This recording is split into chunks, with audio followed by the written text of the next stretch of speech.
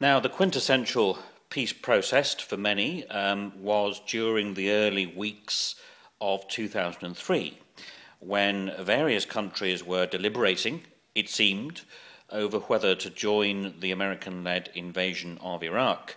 In fact, actually, material released since the event has shown that the British, at least, were already planning to join in that invasion, even as they appeared to be havering one way or the other. But we didn't know that for sure at the time. What we did know was that very rapidly a very large anti-war movement, protest movement, peace protest movement sprang up and gave rise to London's biggest ever demonstration. Now, here are one or two images of it there with the placards. These are the ones that are fit to print there. Don't attack Iraq. Blood on your hands, Blair, and no war on Iraq to the fore there. Others which were perhaps less printable at the time, but nonetheless amusing, included one. I was there, of course, and observed one young woman holding up a placard with a pair of ladies' pants attached to it, bearing the legend, "The only bush I trust is my own."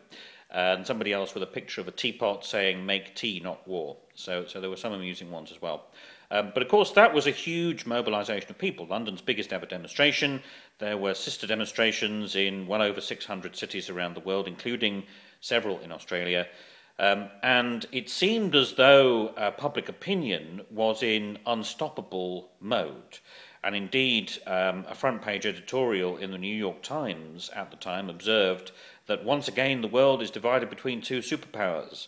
On the one hand, the United States with its defence establishment, and on the other, global public opinion with this anti-war protest.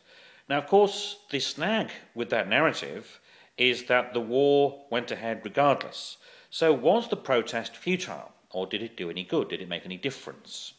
Now, fast forward a decade, and of course the same drama in many ways is being played out with regard not to Iraq but to the Assad government in Syria.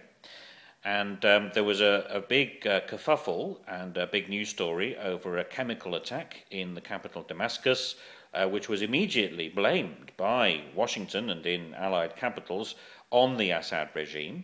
And it was held to have crossed what President Obama had foreshadowed as America's red line, thereby implying that such an act would indeed trigger military intervention. Suddenly, one weekend in August 2013, all the British newspapers were full of speculation about which weapons Britain would deploy to join in an attack on Syria. But members of Parliament were going to be recalled for a special debate on the Thursday following. And in the intervening days, the debate began to shift a bit, chiefly because people pointed out this parallel with Iraq. Now, in the case of Iraq, of course, the main narrative thrust of the case for war was that it was necessary to save the world from the menace of Iraq's weapons of mass destruction. And of course, the snag with that narrative is that there weren't any. And people remembering that did express a fair degree of scepticism over the version of these events coming out of the would-be intervening countries.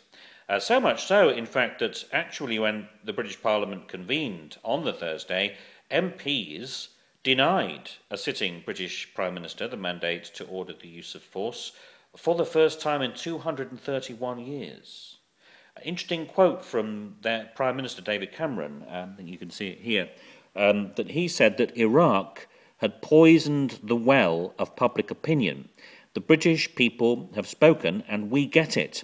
So he was implying that, in fact, the UK's Conservative government would not now go ahead with military action of that kind in the Middle East because the British people had rejected it. Not quite as simple as that, of course. America has been working assiduously, or is accused of working assiduously through proxies like Saudi Arabia to up the ante in the Syrian theatre.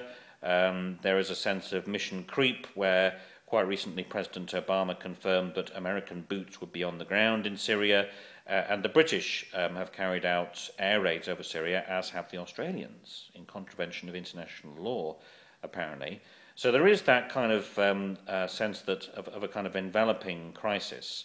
But nonetheless, the demonstrations of 2003, raising a large question mark over official versions of events in making the case for war, stuck with sufficient strength in the collective imagination to put a brake on preparations for a repeat performance in Syria 10 years later. So the important thing is that even though approximately in the short term those protests didn't achieve their aim, they might have altered the picture in significant ways if you allow for a longer term perspective.